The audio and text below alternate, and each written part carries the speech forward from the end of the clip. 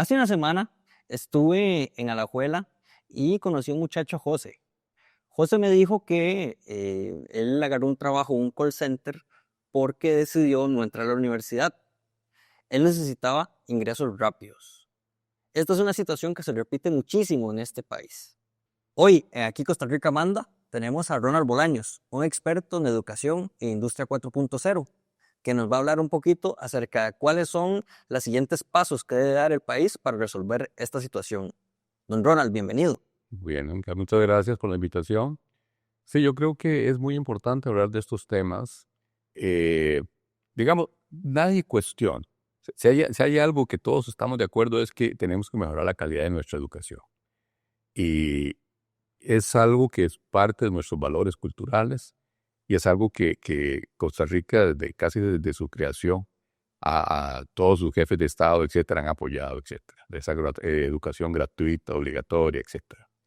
Lo que pasa es que estamos en un mundo cada vez más competitivo y cada vez más exigente con respecto a los niveles de educación, a la calidad de la educación, y se vuelve un factor fundamental, un diferenciador para la competitividad.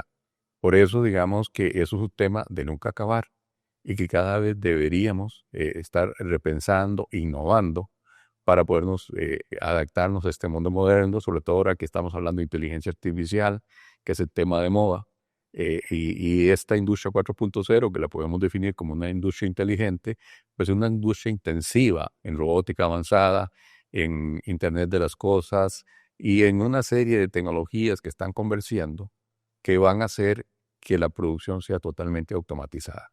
Ese es el cambio de paradigma que estamos teniendo y tenemos que preparar a las personas para que pueda adaptarse a este nuevo mundo, porque no es que la inteligencia artificial nos va a quitar los puestos de trabajo. O sea, los puestos de trabajo van a cambiar y el que nos va a quitar ese trabajo es una persona que usando la inteligencia artificial está mejor preparado, es más productivo y al final va a reemplazarnos porque simplemente te pueden pagar más que a nosotros y aún así sigue siendo más barato para la empresa. No, totalmente. Yo estaba escuchando el otro día un comentario de un experto que decía que no es que nos vamos a quedar sin abogados, sino que los abogados que van a prevalecer son los abogados que se adapten a la utilización de estas tecnologías, ¿verdad? Y un abogado nada tiene que ver con un ingeniero, ¿verdad? El otro día estaba viendo también un reporte de la CEPAL que dice que el 65% de los profesionales salen sin habilidades digitales alineadas con las necesidades de ahora, ¿verdad? Y está muy alineado con lo que están diciendo. Sí, es correcto. O sea, definitivamente hay una paradoja, digamos, tenemos desempleo juvenil. Tenemos muchos muchachos que no consiguen trabajo, eso es un gran problema, pero no lo consiguen porque no están debidamente cualificados. Porque por otro lado las industrias, sobre todo las de zona franca, se quejan de que no consiguen las personas con esas competencias que ellos requieren. Entonces, definitivamente ahí tenemos que, para cambiar este paradigma, mejorar esa formación que le damos a estos muchachos para que tengan acceso a empleos de calidad, muy bien pagados y que puedan realmente cambiar las perspectivas de su futuro, ¿no? Ahorita cuando llegaste fuera de cámaras, estabas contando una historia muy interesante que yo personalmente he estado ahí y lo he visto en vivo, que es el caso de Cedes Don Bosco. Me gustaría que tocáramos esa historia o ese caso de éxito particular, ¿verdad? Porque me parece que es un modelo a seguir. Sí, Sede Don Bosco es un proyecto que está en La Jaulita, que es una zona urbana marginal, que fue establecido allí por el padre Coró.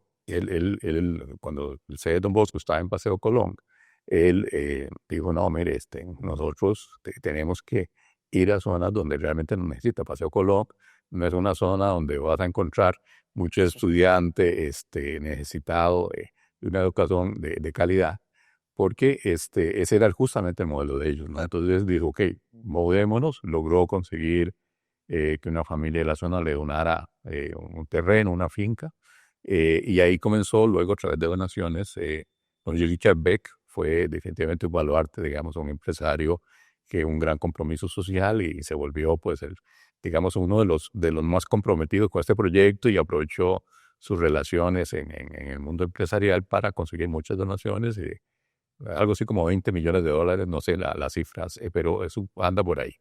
Y con eso lograron crear la infraestructura, que es una infraestructura de excelente calidad para educar muchachos que de otra forma no hubieran tenido la oportunidad. En algún momento, el padre Coró, digamos, yo tenía el socio de mi empresa, era egresado de, de- del Don Bosco. Y entonces lo reclutó para que le diera clases. En este caso, la empresa que yo había fundado con él era para la tecnología CAD/CAM, que es el diseño y manufactura asistido por computador, porque él quería que los muchachos aprendieran esto.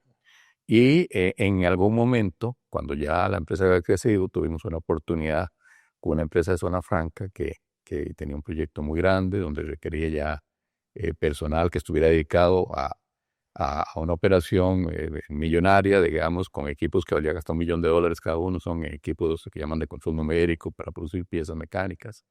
Y en el momento en el país no había quien formar a estos muchachos. Entonces, en un principio, yo estaba a cargo de la maestría en el tecnológico y mi socio daba el curso. Entonces, yo le digo, mira, de este primer grupo, este grupo de 30 muchachos, búscame 2 que podamos contratar para el proyecto que tenemos con esta transnacional. Eh, él me dijo, mira, de los 32 que podría recomendar, pero la verdad me daría miedo para este proyecto. Entonces a él le digo, ¿y ahora qué vamos a hacer? ¿Dónde vamos a sacar gente? Mira, como yo era sale egresado del Don Bosco, digo, ¿por qué no vamos al Don Bosco? Yo le tengo mucha fe a la formación del Don Bosco. Nosotros ya le habíamos estado durante años y le habíamos donado la tecnología, formando muchachos, y traigámonos de de las generaciones, 2 que nos recomienda el profesor, que ya veamos. Entonces los trajimos 2 muchachos, los terminamos de formar, se mandaron a Estados Unidos y al final fue un éxito. O sea, ellos lograron captar muy rápidamente la información, el conocimiento. eh, y entonces eso a mí me abrió como una luz, ¿no? Porque uno tiene la idea que esas tecnologías complejas eh, pueden ser asimiladas o entendidas por gente que ya tiene un alto nivel de formación. Y yo por eso yo pensaba que fueran estudiantes de ingeniería de posgrado. Y cuando veo que muchachos recién egresados de un vocacional, pero que logra no solo asimilar muy bien la tecnología, sino que eh, nosotros estuvimos bueno, varios años con esta empresa, pero a los 4 años ya de estar en el proyecto, había avanzado tanto que uno de los muchachos lo llevaron a Inglaterra a enseñar a las personas que tenían allá, que eran personas mayores.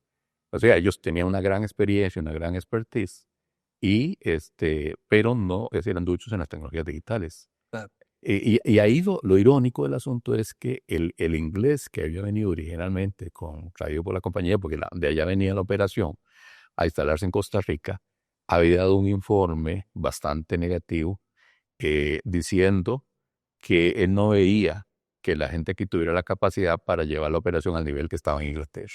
Wow. Entonces, por eso el gerente se asusta y nos busca a nosotros, porque dice, bueno, y si necesito que esto se desarrolle, si no, pues si lo van a cerrar la operación. Y entonces es irónico que no solamente logramos estabilizar la operación, sino que además, después de 4 años, llevara a uno de estos muchachos, el que mejor se había destacado, a enseñar en Inglaterra. Entonces eso me abrió a mí la mente. Digo, bueno, entonces esto es una fórmula.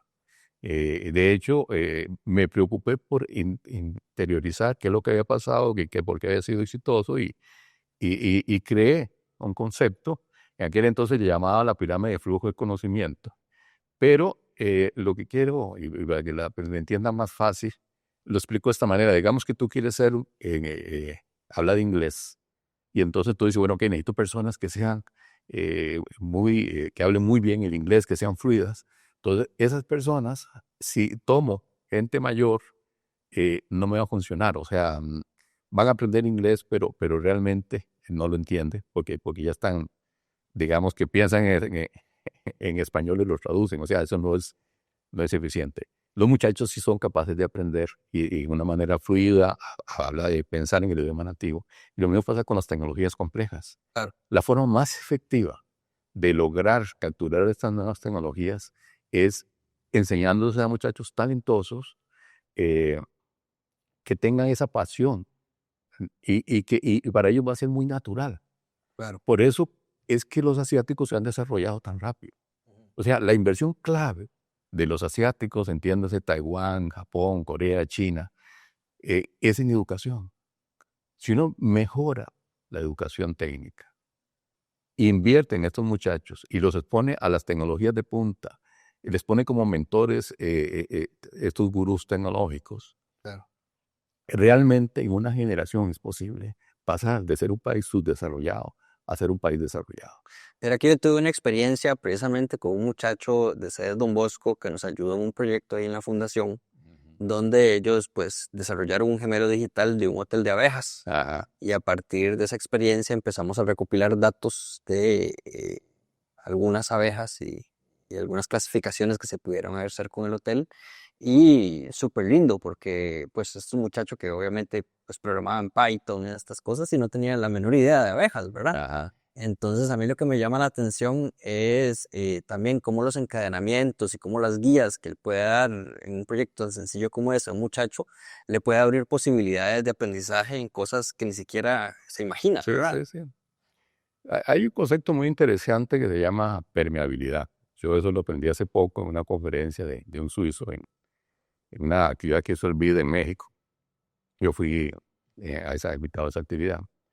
Y entonces me llamó mucho la atención el concepto porque decía que Suiza está siempre liderando en el tema de innovación.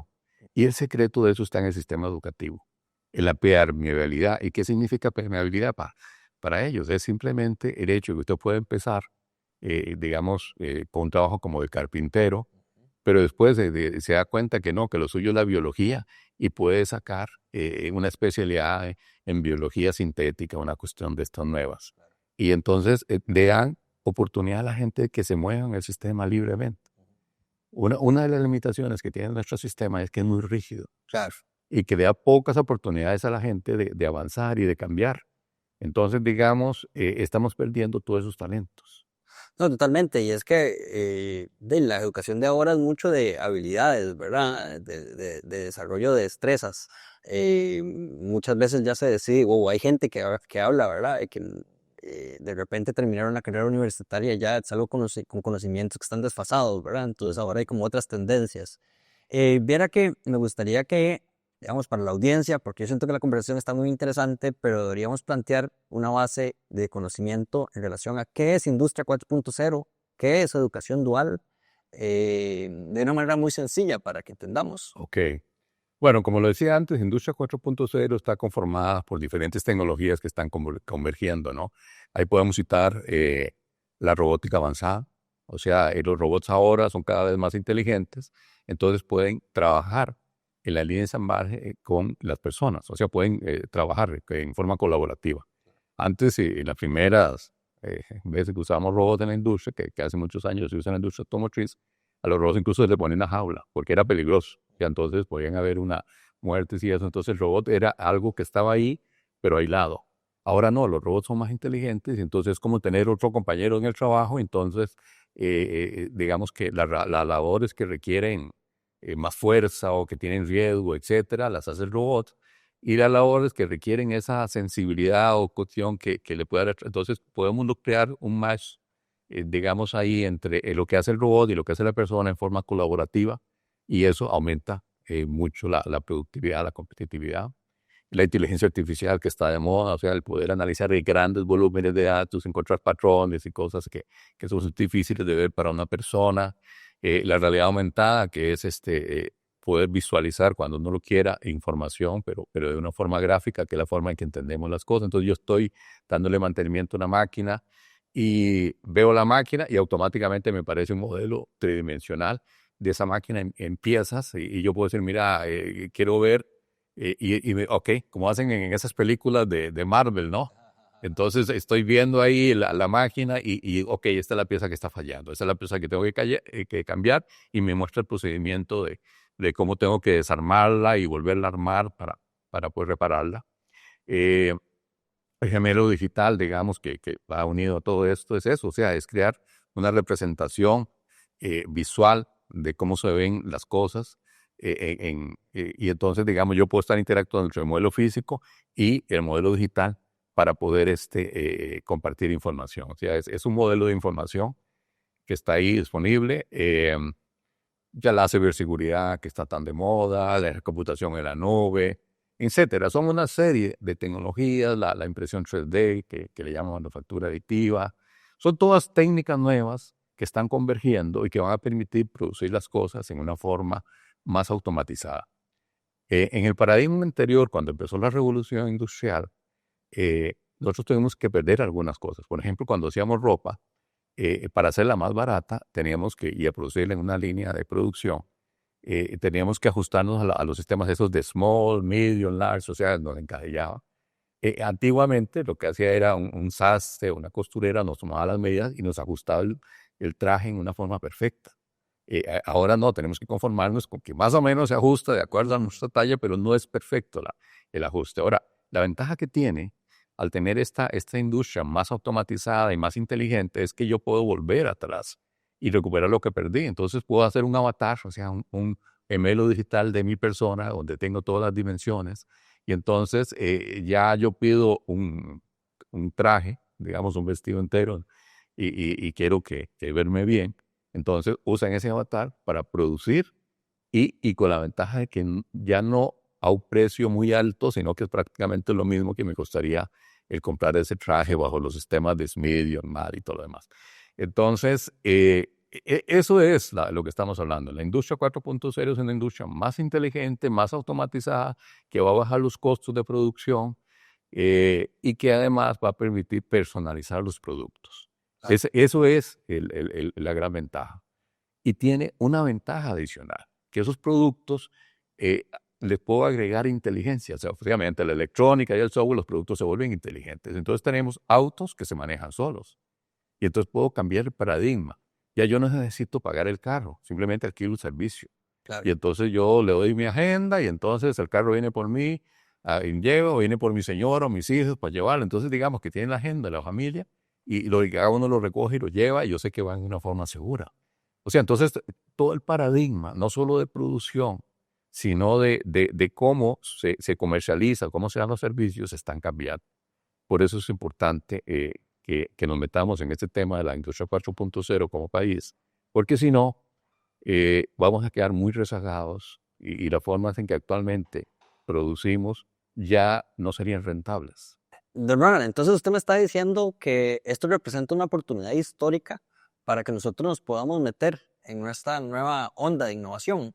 Sí, sí, definitivamente es una oportunidad y una amenaza. O sea, Claro. es lo que hablamos de la inteligencia artificial. O sea, si yo no aprovecho esta nueva herramienta, alguien más lo va a hacer y es el que me va a sacar a mí de competencia. Totalmente, totalmente. Verá que nosotros dentro del partido estamos tomando muy en cuenta el tema de la industria 4.0 y creo yo que más allá de esa tendencia que es innegable, existe una relación muy importante con el nuevo paradigma de educación, ¿verdad? Y ahora sí, ¿nos puedes explicar un poquito el tema de educación dual y educación técnica como definiciones Ok. para darle sentido a toda esta conversación? Bueno, la educación dual es un concepto desarrollado por los alemanes. Ya tienen mucho tiempo de estar en esto. Incluso yo diría que vendría desde la Edad Media, ¿no? Donde, digamos, un maestro tenía un aprendiz y que aprendía, decía que les transmitía su oficio, ¿no? Entonces, si tú eras herrero, pues alguien, una familia te mandaba al niño, mire, yo quiero que el niño aprenda un oficio y quisiera que lo tome como aprendiz. Entonces, los aceptaba. Entonces, aceptaba a varios aprendices que le ayudaban en su taller. Y así en todas las profesiones, en todos los fines. Entonces, esa era la forma en que se transmitía el conocimiento, o sea, del maestro al aprendiz.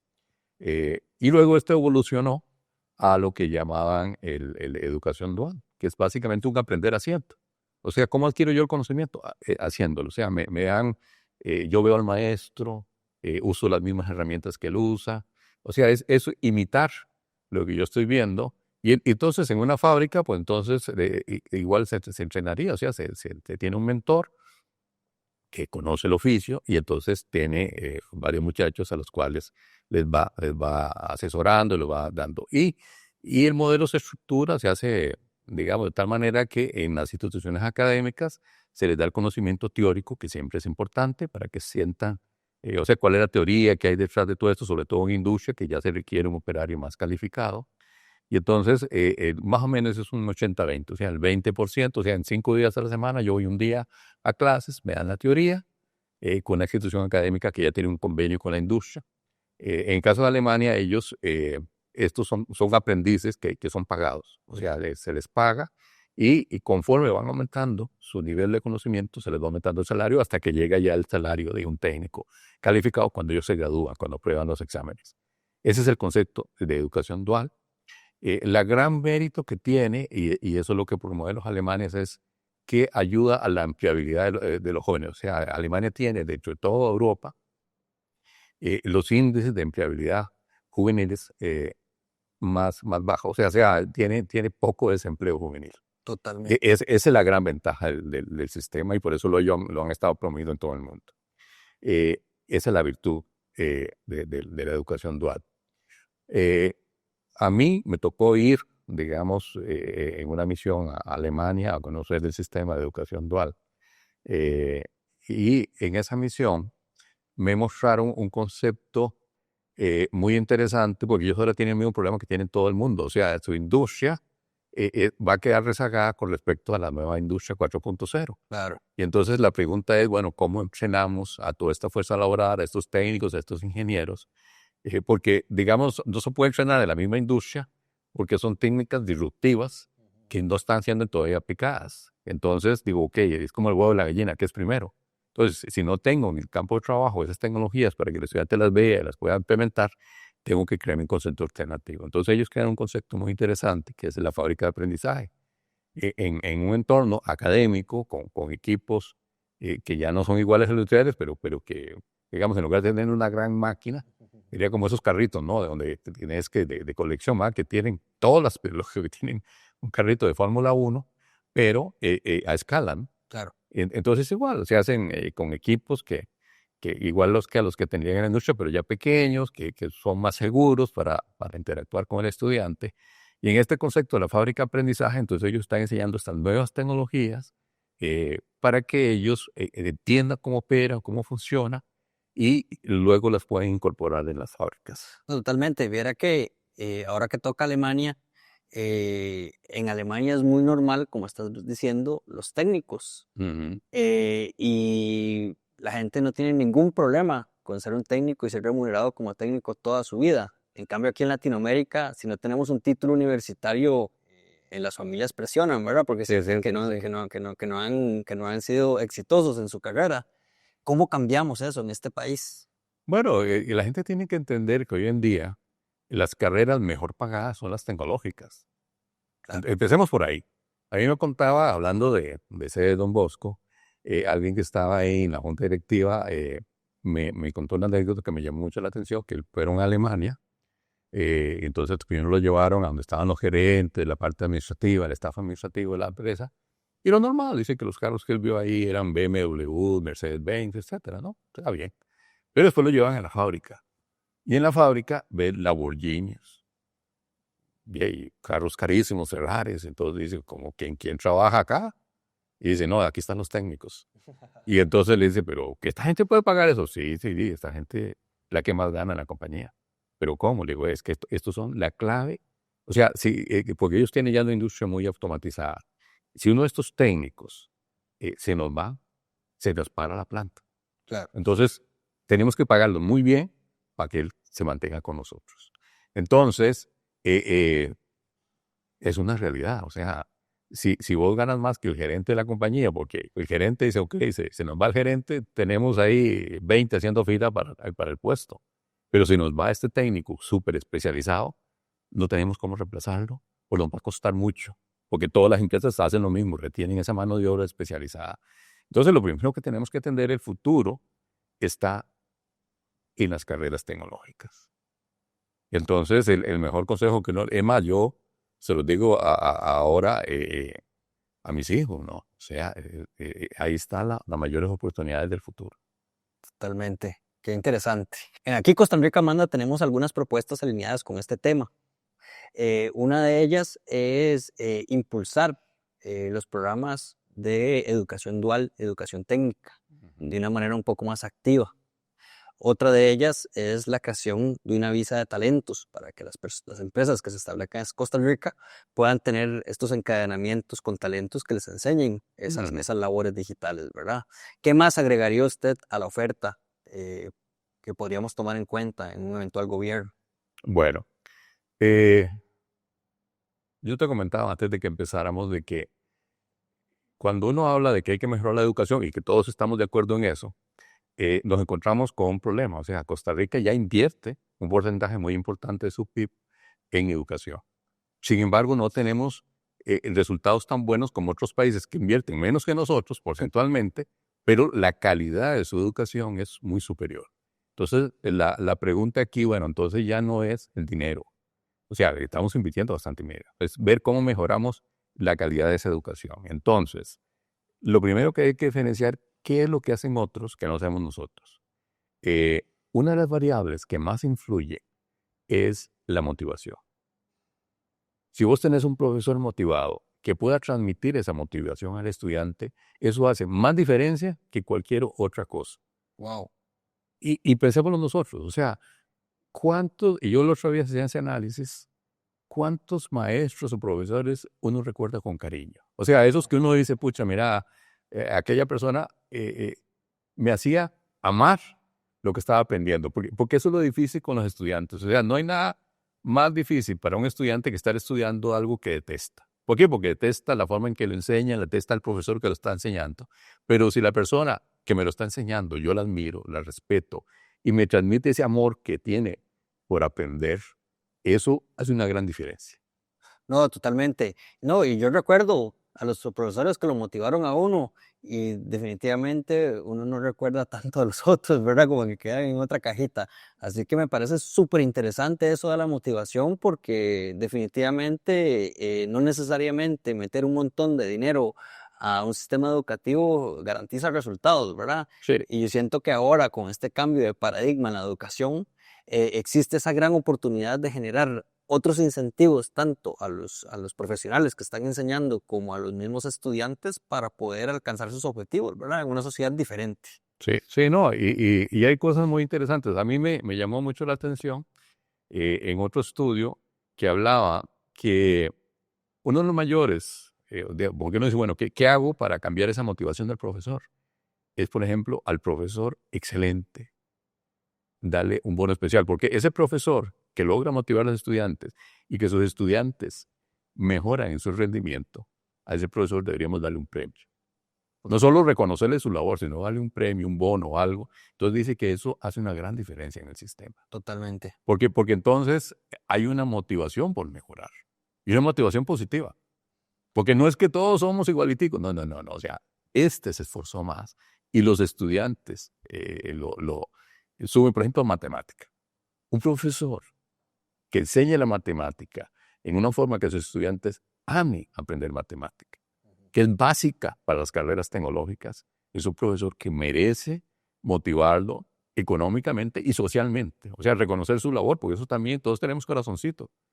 O sea, que no solo sea un Keiro Navas que lo andamos ahí en redes sociales, no, este profesor, un profesor que es excelente, que hay que destacarlo y darle un premio y que haya un reconocimiento social. Eso hace mucha diferencia en el sistema. Muchísimas gracias, don Ronald. Muy inspiradora toda esta conversación. Aquí vamos a llegar al final, digamos, de este episodio. Sin embargo, en algún otro momento podemos seguir interactuando. Don Ronald, de verdad, gracias por demostrar de que Costa Rica está a la altura de un conocimiento que pueda estar alineándose a las exigencias de este nuevo paradigma, digamos, en el siglo XXI. No, muchas gracias por invitarme y estos últimos años de mi vida eso es lo que estoy haciendo. O sea, ya estoy yo pensionado y antes de morirme lo que quiero es dejar un legado de lo que aprendí, pues transmitirlo y contribuir a mejorar el país que y todos queremos, ¿no? O sea, este es nuestro hogar y que nosotros quisiéramos que Costa Rica cada vez sea mejor y tenga mejor calidad de vida. Muchísimas gracias y a nuestra audiencia, exijan educación de calidad, motiven a sus estudiantes y exijan a las escuelas poder tener estos incentivos. Hasta la próxima. Aquí Costa Rica manda.